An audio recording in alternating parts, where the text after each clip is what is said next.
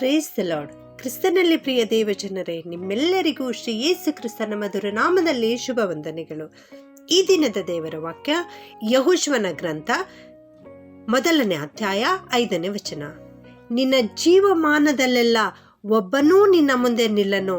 ನಾನು ಮೋಶೆಯ ಸಂಗಡ ಇದ್ದ ಹಾಗೆ ನಿನ್ನ ಸಂಗಡಲೂ ಇರುವೆನು. ನಿನ್ನನ್ನು ಕೈ ಬಿಡುವುದಿಲ್ಲ, ತೊರೆಯುವುದಿಲ್ಲ. The book of Joshua chapter 1 verse 5. No one will be able to defeat you as long as you live. I will be with you as I was with Moses. I will be with you. I will never abandon you.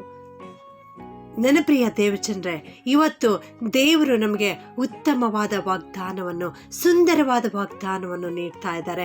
ಪ್ರಾರ್ಥನಾ ಪೂರ್ವಕವಾಗಿ ಈ ವಾಗ್ದಾನವನ್ನು ನಿಮ್ಮದಾಗಿಸಿಕೊಳ್ಳಿರಿ.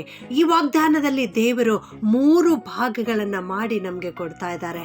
ಮೊದಲನೆಯದಾಗಿ, ನಿನ್ನ ಜೀವಮಾನದಲ್ಲೆಲ್ಲ ಒಬ್ಬನು ನಿನ್ನ ಮುಂದೆ ನಿಲ್ಲನು ಎಂಬುದಾಗಿ. ಹೌದು, ನೀನು ಇವತ್ತು ಕಂಗಾಲಾಗಿ ಹೋಗಿರಬಹುದು, ದುಃಖಿತನಾಗಿರಬಹುದು, ನೀನು ಅನೇಕರನ್ನ ಬೇಕಾಗಿರ್ತಕ್ಕಂಥ ಸಂದರ್ಭ ಬರ್ತಾ ಇರ್ಬೋದು. ಆದರೆ ದೇವರು ಇವತ್ತು ನಿನಗೆಂದು ಹೇಳ್ತಾ ಇದ್ದಾರೆ, ಇನ್ನು ಮುಂದೆ ನಿನ್ನ ಜೀವಮಾನದಲ್ಲೆಲ್ಲ ಯಾರೂ ಕೂಡ ನಿನ್ನ ಮುಂದೆ ನಿಲ್ಲರು, ಯಾರೂ ನಿನ್ನನ್ನು ಸೋಲಿಸಲಿಕ್ಕೆ ಸಾಧ್ಯವೇ ಇಲ್ಲ. ಎಲ್ಲರನ್ನ ಜಯಿಸಿ ನೀನು ಹೊರಬರಲಿಕ್ಕೆ ಸಾಧ್ಯವಾಗ್ತದೆ ಅನ್ನುವಂಥ ವಾಕ್ಯವನ್ನ ದೇವರು ಇವತ್ತು ನಿನಗೆ ಕೊಡ್ತಾ ಇದ್ದಾರೆ. ಎರಡನೆಯದಾಗಿ, ನಾನು ಮೋಶೆಯ ಸಂಗಡ ಇದ್ದ ಹಾಗೆ ನಿನ್ನ ಸಂಗಡಲ್ಲೂ ಇರುವೆನು ಎಂಬುದಾಗಿ ಹೇಳ್ತಾ ಇದ್ದಾರೆ. ಅಂದು ಮೋಶೆಯನ್ನ ದೇವರು ಆಶೀರ್ವದಿಸಿದರು, ಮೋಶೆಯ ಜೊತೆಗೆ ಯಾವಾಗಲೂ ಇರುತ್ತಿದ್ದರು.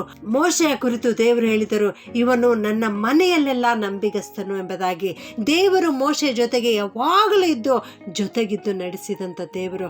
ಅದೇ ದೇವರು ಇವತ್ತು ನಿನಗೆ ಹೇಳ್ತಾ ಇದ್ದಾರೆ, ನಾನು ಮೋಶೆಯ ಸಂಗಡ ಇದ್ದ ಹಾಗೆ ನಿನ್ನ ಸಂಗಡಲ್ಲೂ ಇರುವೆನು ಎಂಬುದಾಗಿ.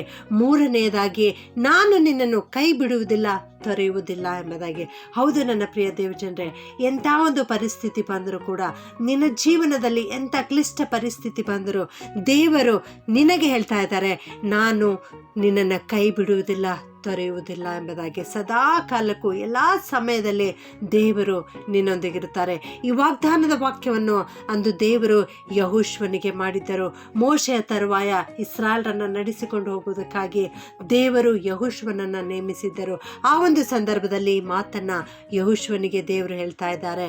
ಅದೇ ರೀತಿಯಲ್ಲಿ ಈ ವಾಕ್ಯವನ್ನು ಅವನ ಜೀವಿತದಲ್ಲಿ ಪೂರ್ತಿ ಮಾಡಿದರು. ಮುಂದೆ ಇಸ್ರಾಯೇಲರನ್ನು ಕರೆದುಕೊಂಡು ಹೋಗಿ ಹಾಲು ಜೇನು ಹರಿಯುವ ಕಾನಾನ್ ದೇಶಕ್ಕೆ ಸೇರಿಸಲಿಕ್ಕೆ ದೇವರು ಯೆಹೋಶುವನಿಗೆ ಸಹಾಯ ಮಾಡಿ ನಡೆಸಿದ್ದಾರೆ. ಅದೇ ವಾಕ್ಯವನ್ನು ಇವತ್ತು ನಿನ್ನ ಜೀವಿತದಲ್ಲಿಯೂ ಕೂಡ ವಾಗ್ದಾನವನ್ನು ಕೊಡ್ತಾ ಇದ್ದಾರೆ. ವಾಗ್ದಾನ ಮಾಡಿರುವಂಥ ದೇವರು ನಂಬಿಗಸ್ತನಾಗಿದ್ದಾನೆ. ಯೇಸು ಕ್ರಿಸ್ತನ ನಾಮದಲ್ಲಿ ಈ ವಾಗ್ದಾನವನ್ನು ಸ್ವೀಕರಿಸು. ಭೂಮಿ ಆಕಾಶಗಳು ಅಳಿದು ಹೋದರೂ ಹೋಗಬಹುದು, ಆದರೆ ಕರ್ತನ ವಾಗ್ದಾನದ ವಾಕ್ಯಗಳು ಎಂದಿಗೂ ಕೂಡ ಅಳಿದು ಹೋಗಲಿಕ್ಕೆ ಸಾಧ್ಯವೇ ಇಲ್ಲ. ಅವು ನಿನ್ನ ಜೀವಿತದಲ್ಲಿ ಖಂಡಿತವಾಗಿಯೂ ನೆರವೇರುವವು. ಪ್ರಾರ್ಥನೆ ಮಾಡಿಕೊಳ್ಳೋಣ.